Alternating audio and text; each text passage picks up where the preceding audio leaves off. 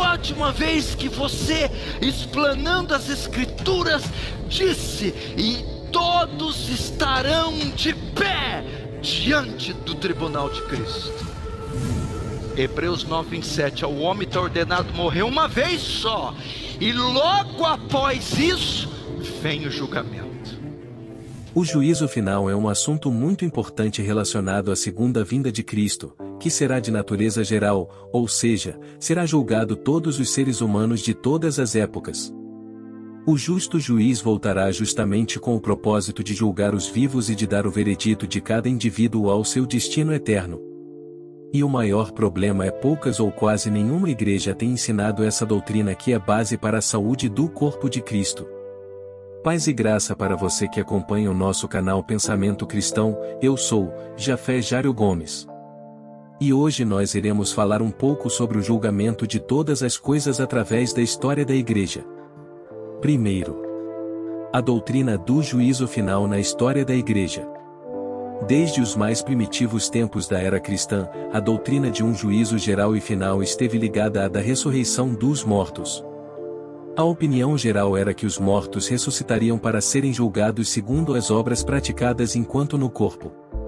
Como importante alerta, dava-se ênfase à certeza desse juízo. Esta doutrina já fazia parte do conteúdo da confissão apostólica. De onde virá para julgar os vivos e os mortos? A ideia predominante era que esse juízo seria acompanhado pela destruição do mundo. De modo geral, os chamados pais primitivos da igreja não especulavam muito acerca da natureza do juízo final, embora Tertuliano constitua uma exceção. Agostinho procurou interpretar algumas das declarações figuradas da Escritura a respeito do juízo. Na Idade Média, os escolásticos discutiram o assunto com maiores minúcias. Eles também acreditavam que a ressurreição dos mortos seria seguida imediatamente pelo juízo geral, e que este marcaria o fim dos tempos para o homem.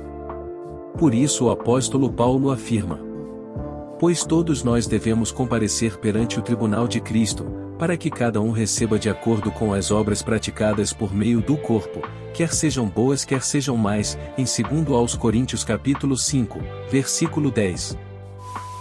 O que vai constar nesses livros? Que vai fazer parte do critério do julgamento, os autos do processo. Nós vamos ser julgados pelas nossas palavras. Vamos dar conta no dia do juízo por todas as palavras frívolas que proferimos. Quem passa nesse pente fino? Você passa? Não, ninguém passa. Vamos ser julgados segundo as nossas obras, o que você fez. Nunca ninguém viu. Você fechou a porta do quarto, mas Deus estava lá. Se você está gostando do conteúdo de hoje, deixe o seu like, comente qual a última vez que você ouviu um sermão sobre o juízo final em sua igreja local.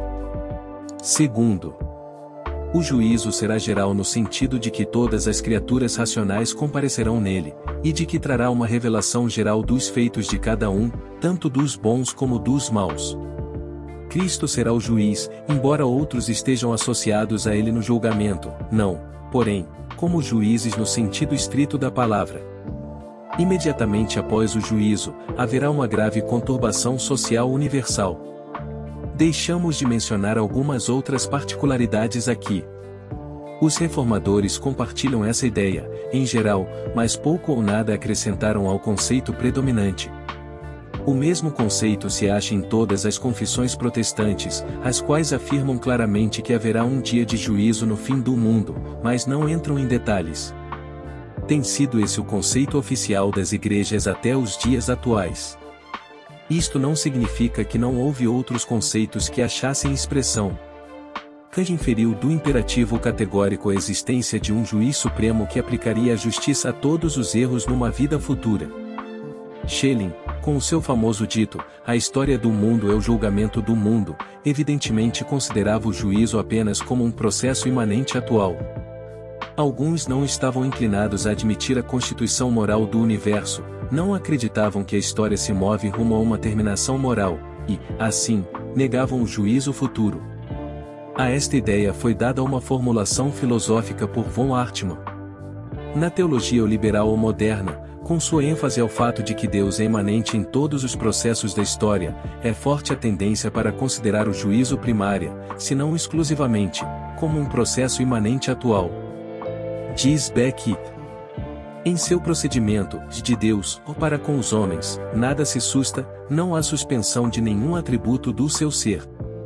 Pois Deus trará a julgamento tudo o que foi feito, inclusive tudo o que está escondido, seja bom, seja mau. Vemos isso em Eclesiastes capítulo 12, versículo 14. Isaías diz assim: eis que vem o dia do Senhor, dia cruel, com ira e ardente furor, para converter a terra em assolação, e dela destruir os pecadores, porque as estrelas e constelações dos céus não darão a sua luz, o sol logo ao nascer se escurecerá, e a lua não fará resplandecer a sua luz. Castigarei o mundo por causa da sua maldade, e os perversos por causa da sua iniquidade. Terceiro, o juízo não é, pois, mais verdadeiramente futuro do que presente. Na medida em que Deus é o seu autor, é tão constante e perpétuo como a sua ação na vida humana. Pospor o juízo para uma hora pública e futura é ter um falso conceito da justiça, como se esta estivesse dormente ou suspensa, totalmente presa a condições externas. Ao contrário, a esfera da justiça deve ser procurada, não fora, primeiro, mas dentro, na vida interior, no mundo da consciência. Os dispensacionalistas creem de todo o coração no juízo futuro, mas falam em juízos, no plural. Segundo eles, haverá um juízo na parousia, outro na revelação de Cristo, e ainda outro no fim do mundo. Em Mateus capítulo 12 versículos 36 e 37 o próprio Jesus ensina: mas eu digo que, no dia do juízo, os homens haverão de dar conta de toda a palavra inútil que tiverem falado. Pois por suas palavras vocês serão absolvidos, e por suas palavras serão condenados. Agradecemos a sua audiência e por ter chegado até aqui. Ajude esse vídeo a chegar a mais irmãos e irmãs em Cristo, deixando seu like, comentando sobre o conteúdo de hoje, se inscrevendo e compartilhando. Assim você estará ajudando ao nosso canal. Fique na paz e até a próxima. Um forte abraço. Paulo está no Areópago, está em Atenas, mas Deus, não tendo em conta os tempos da ignorância, anuncia agora a todos os homens, em todo lugar, que se arrependam, porquanto tem determinado um dia em que com justiça há de julgar o mundo. Romanos 14:10. Pois todos havemos de comparecer ante ao tribunal de Cristo. Diga isso aos pecadores. Todos, o apóstolo Paulo diz, todos vão comparecer. Há uma intimação no coração de cada pecador, e cada pecador depois da morte vai se apresentar ante o trono de Deus.